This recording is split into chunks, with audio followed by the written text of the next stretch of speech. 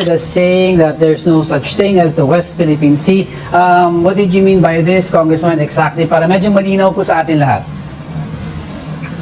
Ang sinasabi ko dyan, technically speaking, yung West Philippine Sea, tayo lang ang kumikilala doon. Yes. Okay. Sapagkat yun ay nagsimula nung pumunta rito yung Secretary of State Hillary Clinton na siyang nagbanggit ng West Philippine Sea. So mula doon ay gumawa ng executive order yung dating Pangulong Pinoy at doon ay sinabi niya na meron tayong West Philippine Sea. Alam mo naman yung mga kababayan natin, imbes na pakinggan nila yung katwiran, paano kasi yung isang Commodore bigla na lang nagsalita na ako ay traitor. Saan ka naman nakakita ng Commodore na ganyan? Kung Commodore siya talaga, basahin niya yung libro kung saan nakasulat ang lahat ng karagatan dito sa planetang ito.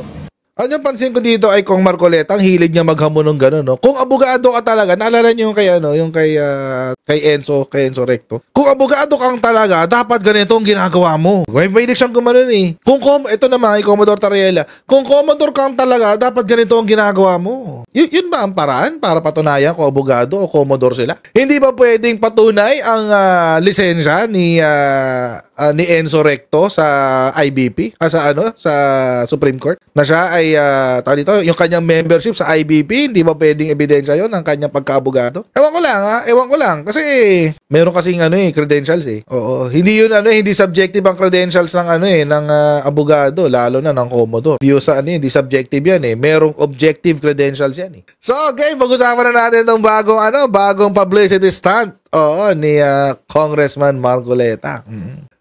Hindi ko akalain na magsasalita ng ganitong kaaanghang na mga salita itong si Congressman Marcoleta laban kay Commodore Tariela. Panoorin natin itong video na to para malaman nyo kung ano yung aking sinasabi. Quoted as saying that there's no such thing as the West Philippine Sea. What did you mean by this, Congressman, exactly? Para medyo malinaw po sa atin lahat. Ang sinasabi ko dyan, technically speaking, yung West Philippine Sea, tayo lang ang kumikilala doon. Yes. Okay. Sapagkat yun ay nagsimula nung pumunta rito yung Secretary of State Hillary Clinton na siyang nagbanggit ng West Philippine Sea.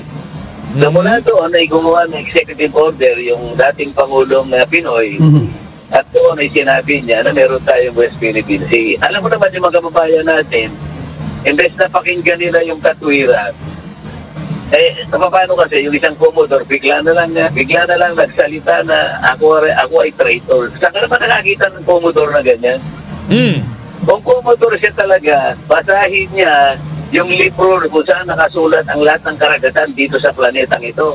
Ano yung pansin ko dito ay Kong Marcoleta, ang hilig niya maghamon ng gano'n, no? Kung abogado ka talaga, naalala niyo yung kay Enzo Recto. Kung abogado kang talaga, dapat ganito ang ginagawa mo. May siyang gumanon eh. Ito naman, kay Commodore Tariela, kung Commodore kang talaga, dapat ganito ang ginagawa mo. Yun ba ang paraan para patunayan kung abogado o Commodore sila? Hindi ba pwedeng patunay ang lisensya ni Enzo Recto sa IBP, sa Supreme Court, na siya ay yung kanyang membership sa IBP, hindi ba pwedeng ebidensya yon ng kanyang pagkaabogado? Ewan ko lang kasi meron kasing credentials eh. Oo, hindi subjective ang credentials ng abogado, lalo na ng Commodore. Hindi subjective yan eh. Merong objective credentials yan eh. Subjective, ibig sabihin nun mga kotsero, nakadepende sa pananaw ng tao. Hindi ho pwedeng ganun. Hindi ho yun nakadepende sa pananaw ng isang kongresista na nagngangalang Marcoleta, na kung magsosorry sa kanya ang isang abogado, tunay siyang abogado. Wala akong ganun. Mukhang nagiging habit ngayon yan ni Kong Marcoleta. Kung tunay kang abogado, ganito ka. Kung tunay kang Commodore, ganito dapat ang ginagawa. Meron ba siyang mababasang West Philippines? Hindi ko sinasabing huwag tayong magkaroon ng ganung katawagan. Pero ang sinasabi ko, yung West Philippine Sea, ito yung exclusive economic zone. Kaya ko lang sinabi yun, sapagkat nung pinatawag ang mga vloggers, ginagamit daw yung kung sino-sinong vloggers, mga fake news. At sabi ng CICC, kailangan i-educate natin ang mga Pilipino. Okay naman yun, sabi ko, tama na educate natin ang Pilipino sa komplikasyon at sa complexities ng bahagi na yan ng ating karagatan, sapagkat marami ang hindi nakaka-intindihan. Kung magpa-block sila, hindi nila alam ang tuntunin at pinagmumulan, napapahiya lang tayo kasi hahanapin ng mga vloggers ng ibang bansa, halimbawa, ano ba pinagtatalong ng West Philippine Sea? Hindi naman nakasulat yun Pero kahit walang pangalan yun, Angelo, gusto kong ipakita, ipaalam sa lahat ng mamayan, kahit wag nating pangalanan yun, atin talaga yun. Yun Uy, ay kabig ating exclusive economic zone. Ang gusto ko lang, ipagtanggol natin ang ating sariling atin nang hindi tayo emosyonal at hindi tayo ignorante. Pipilitin natin, tayo lang ang gumawa ng West Philippines, tayo nagkakaintindihan tayo. Pero That's right. world community, the community of nations, pagka tinignan nila yung South China Sea, wala silang makikitang West Philippines Sea sapagkat hindi naman natin pinasulat doon sa International Hydrographic Organization. Pero, Yun yung nagkakala talaga. Okay. yes. Parang halimbawa, gumawa ka ng dictionary, pinilit mo na sa sarili mo, gumawa ka ng isang kataga, ng isang salita, ikaw lang, pinilit mo i-include sa dictionary, walang kikilala doon.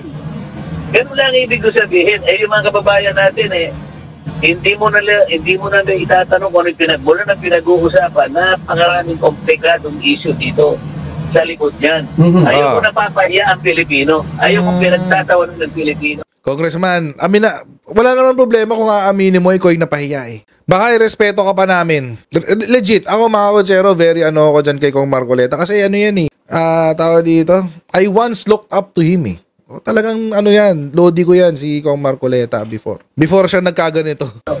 Kahit pangalanan natin o hindi natin pangalanan, yung exclusive economic zone, ilaban natin yan hanggang sa uling patak ng ating dugo. Atin yan. Yun. Pero wag tayo magpapaka-ignorante. At Katulad ng Commodore Huwag daw tayo yan hanggang sa uling patak ng ating dugo. Atin yan. Yun. Pero wag tayo magpapaka-ignorante. Huwag daw tayo papaagago at papa-ignorante katulad ni Katulad ng Commodore na yun.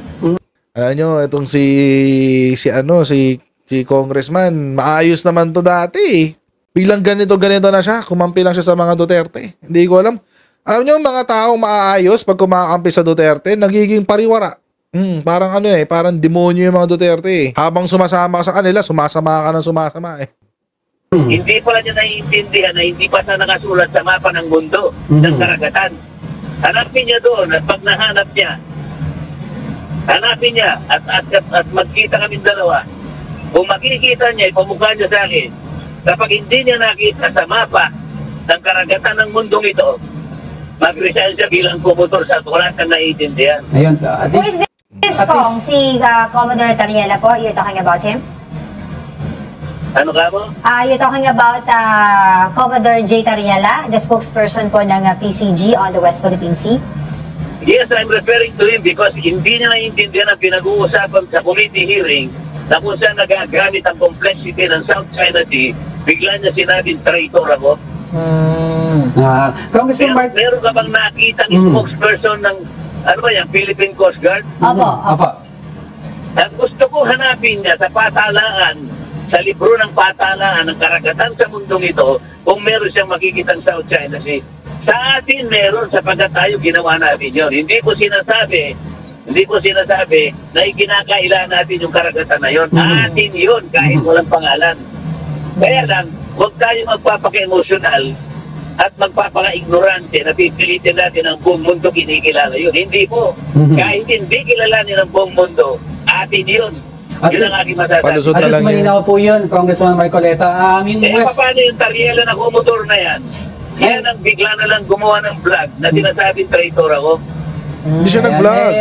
Congressman Papalusot na lang si Congressman Marcoleta. Okay, umpisahan natin sa sinabi niya. Ang gusto niya kasi ma-recognize internationally yung ating tao dito, yung West Philippine Sea. Alam niyo mga kotsero, ako simple lang naman ako mag-isip. Kung ang estado po ng Pilipinas, the state, ay nire-recognize ang West Philippine Sea, bakit pa natin kailangan ng international accreditation para i-recognize ang buong mundo? Total naman, abogado din si Kong Marcoleta. Hindi ba na according po sa mga legal doctrines ng ating konstitusyon. Although nire-recognize natin ang international law, pero ang nasusunod pa rin ay ang municipal laws or ang laws ng ating bansa. Our domestic laws will have supremacy over international laws. At ang sinusunod lamang po natin ay hindi international laws, kundi principles of international law. Wala ho tayong pakialam kung anong iisipin ng ibang bansa. Ang mahalaga ho, nire-recognize ba natin sa atin hong bansa? Yung sinasabi ni Commodore Tariela. I would propose, yes, nire-recognize po ng ating bansa. Number one, sa atin pong National Mapping and Resource Information Authority, basically ang tagagawa ho ng mapa ng buong bansa, nire-recognize ho yung West Philippine Sea.